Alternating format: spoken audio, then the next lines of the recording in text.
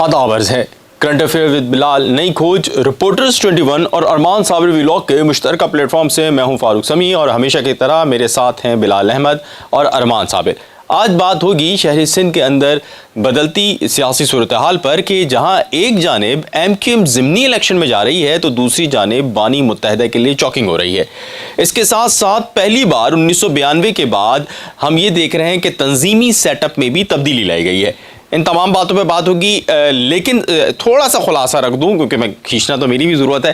तो कि जनाब इस वक्त जो नया सेटअप आ रहा है 92 के बाद ये पहली दफ़ा ये होगा कि चेयरमैन का होगा। इसी तरह राब्ता कमेटी में जो हम इससे पहले अपने मुश्तरका प्लेटफॉर्म से खबर दे चुके हैं कि बहुत से लोग प्लस होंगे तो बहुत से लोग माइनस भी होंगे।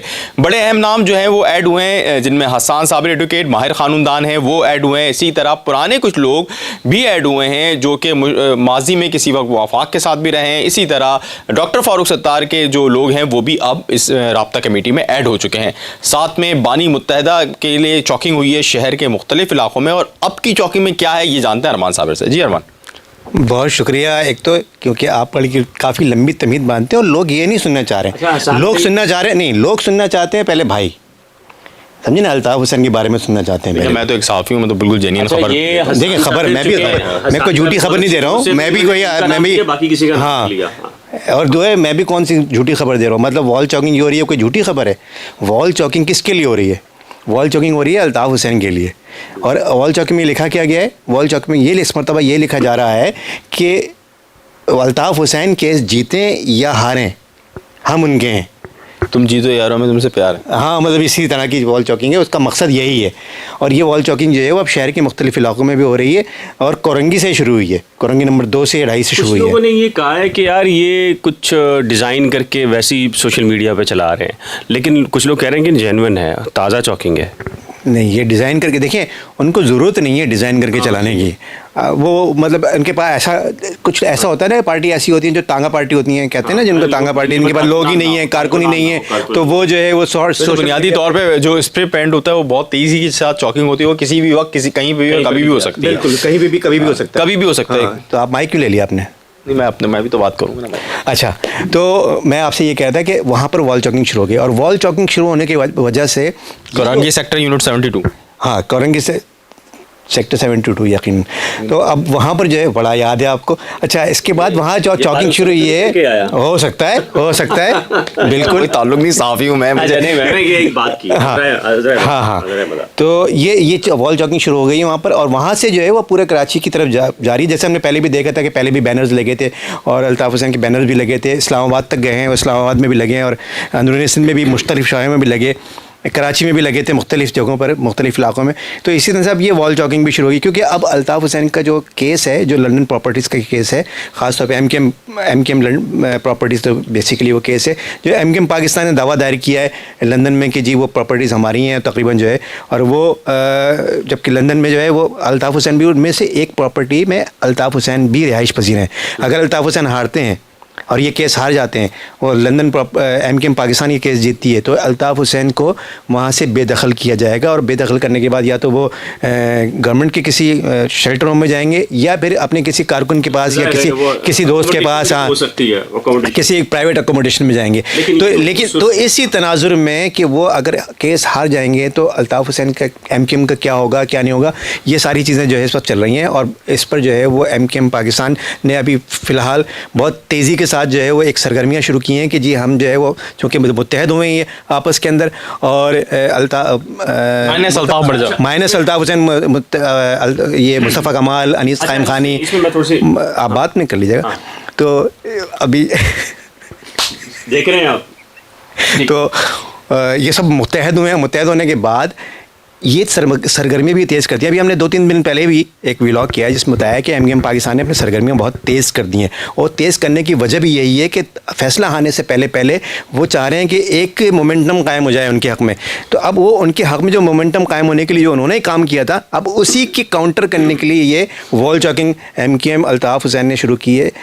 MKM अल्ताफ़ हुसैन की जो MKM है, उन्होंने जो या MKM ओरिजिनल जिसको आप कहते हैं कि MKM ओरिजिनल ने वॉल चॉकिंग का शुरू किया, और वॉल चॉकिंग से ये मामला और भी आगे बढ़ सकता है। ज़ाहिर है वो कैंपेन दोनों की तरफ से कैंपेन हो गया। बहुत हो गया। अब बात करेंगे बिलाल, ये बताएं, मरदमशुमारी तो ही पुरानी वाली है, अब ज़िमनी इलेक्शन में जा रहे हैं, अभी तो इससे पहले तो बॉयकॉट कर रहे थे। यार मैं मुख्तसर से एक ये जो बात की है ना, पहले था मुकाबला hardliners mean MQM London versus soft liner MQM Bahadurabad Pakistan, लेकिन अब उसमें तब्दीली हुई है, अमेंडमेंट हुई है, hardliner versus hardliners. बिल्कुल ठीक है।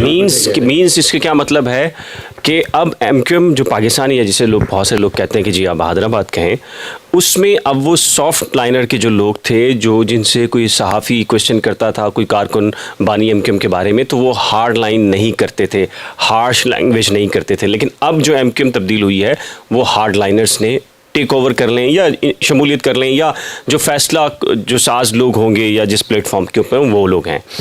अब जाहिर है कि ये अब वो वाला मामला नहीं रहा अगस्त 2016 नहीं है ज़िमनी इंतखाब को। अच्छा, ज़िमनी इलेक्शन में देखिए, ज़िमनी इलेक्शन के अंदर जो अभी अनाउंसमेंट है और सारी चीज़ें, आपको पता ही तब चलेगा एमक्यूएम पाकिस्तान को या एमक्यूएम पाकिस्तान से ऊपर जो भी जितना मर्जर और सारी चीज़ें करवाना और सारी चीज़ें अरबाब अख्तियार, उनको कब आइडिया होगा कि यार ये चीज़ हमने ये एक्सपेरिमेंट किया है, जब तक कि वो एक्सपेरिमेंट तजर्बा गाह में नहीं जाएगा। कोई भी चीज़ बनाते हैं तो वो तजर्बा होता है ना, एग्जैक्टली कोई भी इलेक्शन होगा वो एक तजर्बा गाह है। तो बजाय इसके कि आम जनरल इलेक्शन के अंदर जाएं तो बहुत बड़ी सुक्की हो सकती है, तो ये एक ज़िमनी इलेक्शन एक तजर्बा गाह है। और इसमें एक और मैं जो चीज़ बता रहा हूँ कि पीटीआई थोड़ी सी कमज़ोर कराची शहर के अंदर हुई है, वो मोमेंटम नहीं है। फिर 9 की 9 कराची की सीटों के ऊपर, यानी कि मुल्क में 35, 9 की 9 पे इमरान खान साहब लड़ेंगे। बहरहाल अब इमरान खान के इससे पहले कोई फैसला आ गया तो अब देखें वो एक अलग चीज़ है, लेकिन अभी तो मामला ये है ना कि एमक्यूएम के लिए जो सूरत हाल है वो बहुत आइडियल नहीं है। आइडियल इसलिए नहीं है, जमात इस्लामी एक मोमेंटम बना हुआ है हाफिज़ नईमुर रहमान का, पीटीआई का एक मोमेंटम बना हुआ है मेयरशिप के करीब का आने का, पीपल्स पार्टी का, और पीटीआई का एक मोमेंटम है कि इमरान खान की खुश शख्सियत होगी। चौथा उनके लिए एक बहुत बड़ा नुकसान है बानी एमक्यूएम, यानी कि जहाँ महाजिर बिल्कुल दुरुस्त होगा, महाजिर कौम परस्त होगा, वो फिर महाजिर कोई वोट देगा वो नहीं देता, ओरिजिनल की जाता है। बिल्कुल जनाब, इस हवाले से हमने बात कर रहे थे आज के इस व्लॉग के अंदर। हमने जो बड़ी जो बात थी डिस्कस करने की, जो कि इस वक्त शहरी सिंध के अंदर खुसूसी तौर पर अगर हम जब बात करते हैं शहरी सिंध की, तो टंडो जाम इधर से शुरू हो जाता है और वहाँ से लेकर कराची तक। और मैं आपको बड़े मज़े की बात बताऊँ, ये तमाम लोग मानते हैं कि जो वेव एमक्यूएम लंदन की या एमक्यूएम ओरिजिनल की कराची में है, वो इससे कहीं ज़्यादा सिंध के उन शहरी इलाकों में है जो कि मज़ाफ़ात की तरफ ज़रा ज़्यादा हैं, जैसे कि टंडोला यार हो गया, हैदराबाद सिटी हो गया, या इन इलाकों की मैं बात कर रहा हूँ। और वहाँ पर अब हम नई वेव ये देख रहे हैं कि इस इलेक्शन के हवाले से उन्होंने एक एक्टिविटी तलाश की है।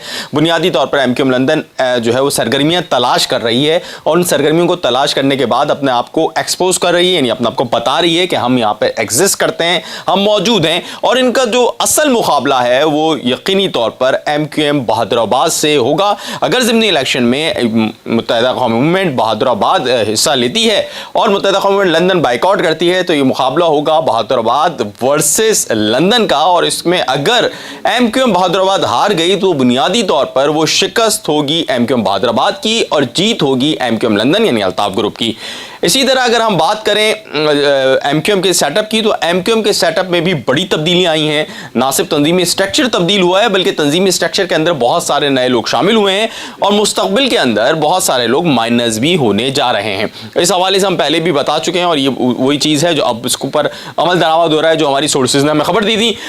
कराची प्रेस क्लब के स्टूडियो से हमको दीजिए आप इजाजत। लेकिन अगर अभी तक आपने reporters 21, current affair with Bilal, नई खोज और अरमान साबिर व्लॉग को सब्सक्राइब नहीं किया है तो फौरी सब्सक्राइब कर लें अभी, क्योंकि हौसले के साथ आपको सच्ची खबरें मेन स्ट्रीम मीडिया भी जो नहीं देगा वो हम आपको देंगे। आपका बहुत शुक्रिया। आदाब अर्ज़।